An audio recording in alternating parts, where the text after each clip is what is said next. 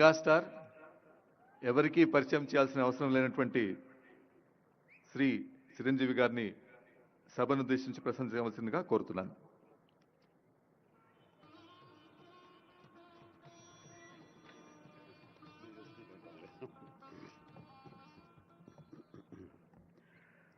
గౌరవ ముఖ్యమంత్రి శ్రీ రేవంత్ రెడ్డి గారికి, గౌరవ ఉప ముఖ్యమంత్రి మిత్రులు ఆత్మీయులు బట్టి విక్రమార్క గారికి, ఇతర దిగ్గజాలకి, ఆహ్వానితులకు ప్రతి ఒక్కరికి నా హృదయపూర్వక నమస్కారాలు. తెలుగులో మాట్లాడడం కొంచెం చేంజ్ ఉంది కదా మీ చెవులకి. So let me have the privilege talking our mother tongue.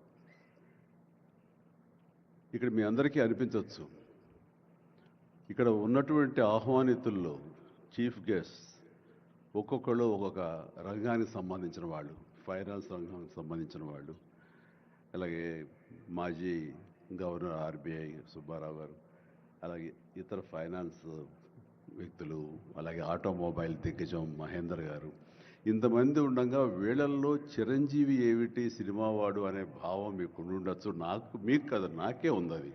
నేను ఎంతో ఇక్కడ ఫిట్ అవుతాను అని నాకే అనిపించచ్చు. కానీ నా మీద ఎంతో గౌరవంతో ఒక సోదరుడుగా మన ముఖ్యమంత్రి గారు చిరంజీవి రావాలి అని నిన్న మన భట్టి విక్రమార్క గారిని, అలాగే IT and industrial minister Sridhar గారిని నా దగ్గరికి పంపించారు. సరిగ్గా వాళ్ళు వచ్చే సమయానికి నేను ఏ పొజిషన్లో నాకు తెలుసా అండి, ఎవరో అమ్మాయితో డ్యాన్స్ వేస్తూ ఉన్నాను. చాలా ఇబ్బంది అనిపించింది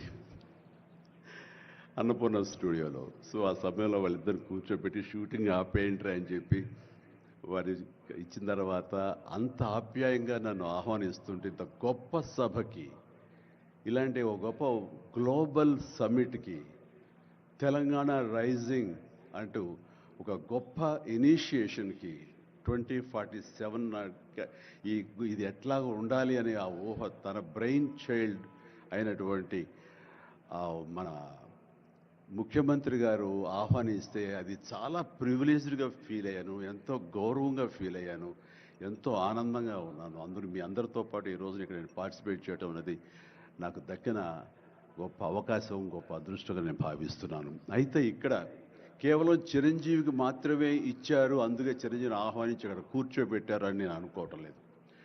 ఇది రేవంత్ రెడ్డి గారికి సినిమా పరిశ్రమ మీద ఉన్నటువంటి గౌరవం, సినిమాల ఇంపాక్ట్ ఈ సొసైటీలో ఎలాగ ఉంటుందో బాగా తెలిసిన వ్యక్తిగా వాళ్ళందరి తరపున ఒక వ్యక్తి ఉండాలి కాబట్టి చిరంజీవిని ఆహ్వానించారని మాత్రమే అనుకుంటున్నాను. ఈరోజు నేను ఒక చిరంజీవిగా రాలేదు, చిత్ర పరిశ్రమ తరపున ఒక ఏజెంట్గా, వాళ్ళ రిప్రజెంటేటివ్గా నేను ఈ రోజున వచ్చాను, ఇక్కడ ఆహ్వానించబడ్డాను.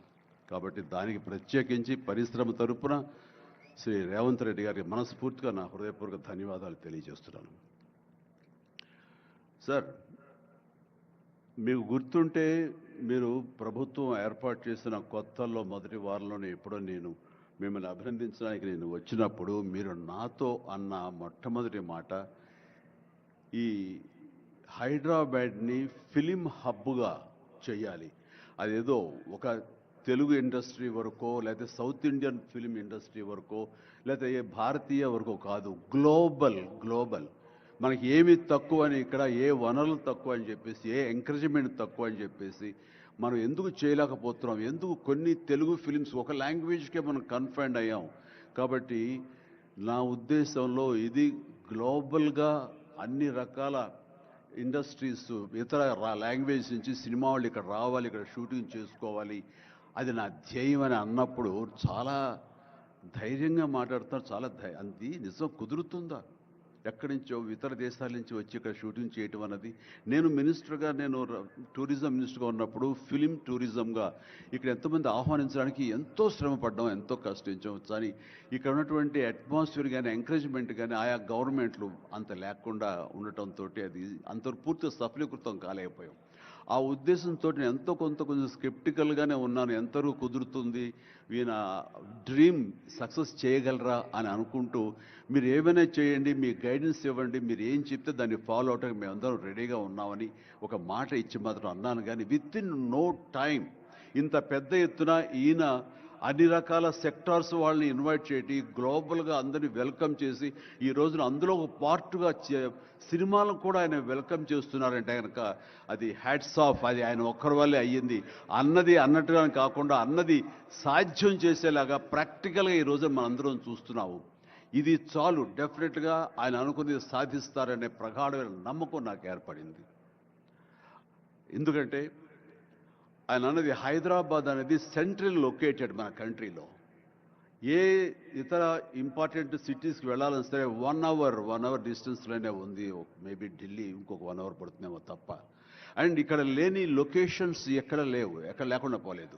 మనకు మంచు కొండలు ఉన్నాయి, థార్ డెజర్ట్స్ ఉన్నాయి, అడవులు ఉన్నాయి, వర్షాలు పడేవి ఉన్నాయి, లాంగెస్ట్ బీచ్లు మనకు ఉన్నాయి. ఏమి తక్కువ, ఏ లొకేషన్స్ తక్కువ, ఏ వనరులు తక్కువ.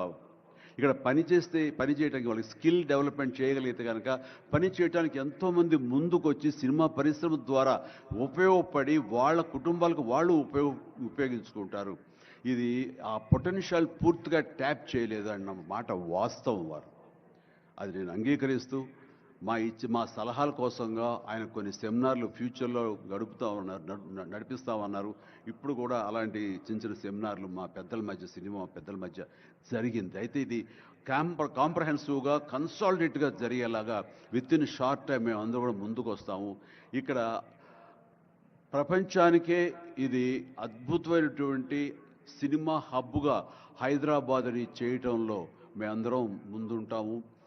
అండ్ ఈ రోజున చూస్తే కనుక బాలీవుడ్ నుంచి సల్మాన్ ఖాన్, అజయ్ దేవ్గన్ వచ్చి ఇక్కడ మేము స్మార్ట్ డిజిటల్గా కానీ అడ్వాన్స్డ్ ఫ్యూచరిస్టిక్ స్టూడియోస్ని మేము పెడతామని అంటాం అన్నది ఇది శుభారంభం.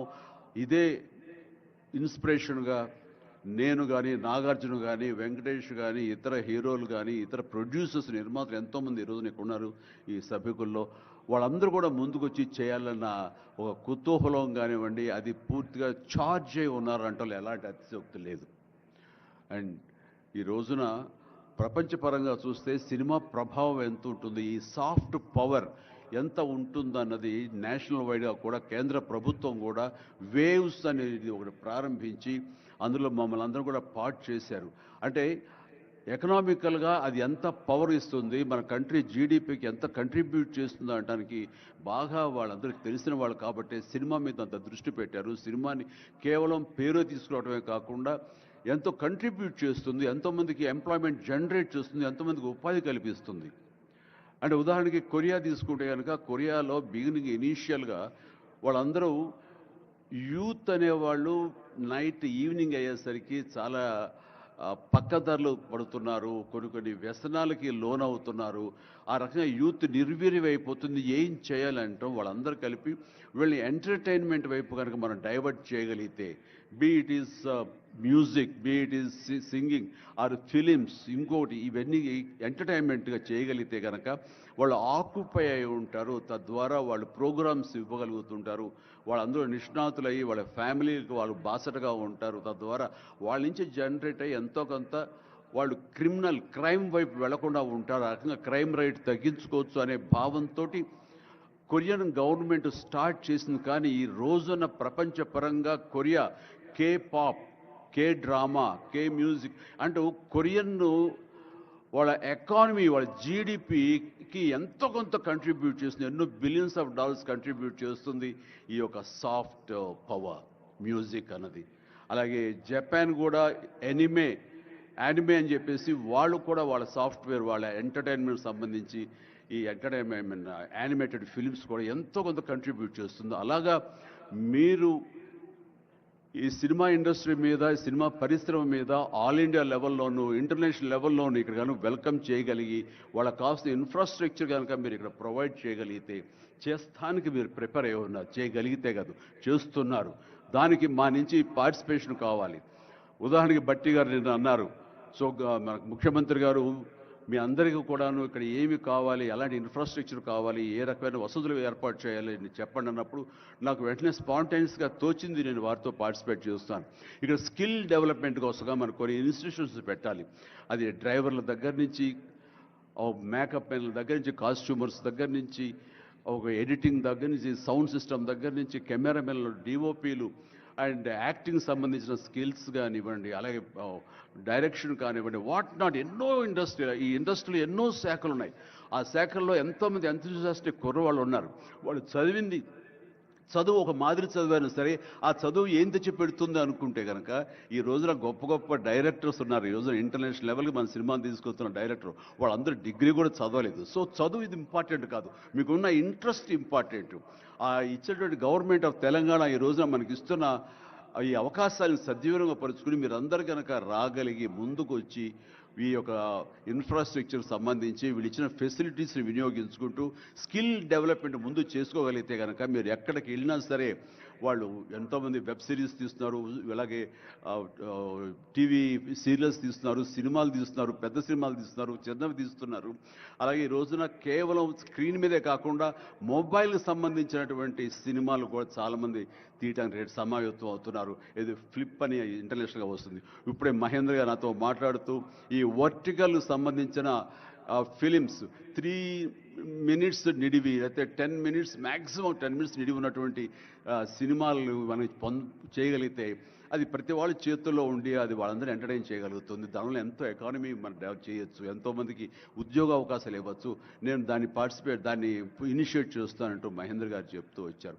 సో ఇవన్నీ కూడా ఇది సాదాసీదాటువంటి కాదు. సినిమా ఏదో ఆడుతుంది, 2 రోజులు డబ్బులు తెచ్చి పెడుతుంది, వాళ్ళు ఏదో మిగుల్చుకుంటారు కోట్లు అంటే తేలిగ్గా చూడదు. దీని వెనకాల చూస్తే కనుక లక్షలాది మంది యూత్ ఈ అవకాశం సద్వినియోగపరుచుకుని అభివృద్ధిలోకి రావచ్చు, పేరు ప్రఖ్యాతులు సంపాదించవచ్చు.